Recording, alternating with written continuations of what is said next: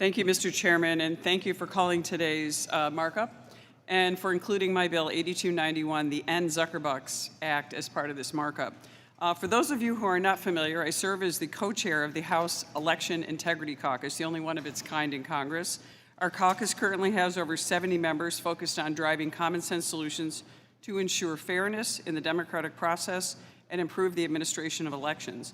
We have numerous policy priorities, and that includes my bill, the End Zuckerberg Act, which would prevent 501c3s from providing funding to state and local elections.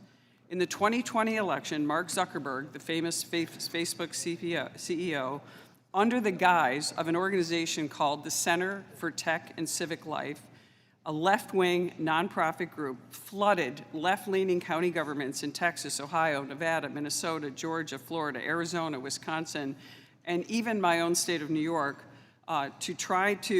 Pennsylvania, with opaque private funding to influence election administration for their own purposes.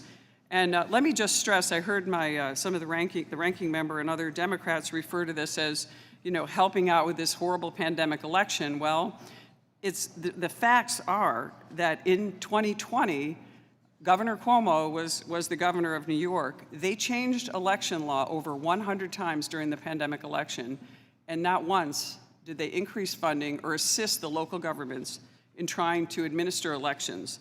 And this is what caused so many of the problems, not just in New York, but throughout the country. And CTCL, or the Center for Tech and Civic Life, uses this money as a leverage over these cash-strapped election agencies, forcing them into advancing its own partisan agenda. And when the chairman talks about hundreds of millions, it was $419 million from Zuckerberg that was flooded to field under the guise of making voting safer amid the pandemic. Yet here's the rub. 1% of those funds were spent on PPE. Just 1%. 92% went to left-leaning districts that were aiming to actually try to sway the election. Since then, CTCL has been using its subsidiary organization, the Alliance for Election Excellence, to provide heavily discounted services to certain jurisdictions. This includes in-depth consulting services that can help shape the voting processes without Democrat input from residents. Without my bill, the End Zuckerberg Act, left-wing groups will continue trying to unfairly influence the election process, and voters shall ultimately have the say. And part of the problem is it makes it so impossible, especially during this pandemic election, for these boards to actually carry out their role to ensure that we have fair elections and to preserve election integrity, which is the mission of all of these groups. And I just want to mention just a couple things about the Center for Tech and Civic Life and some of the references made by Republicans being concerned about what happens in our elections.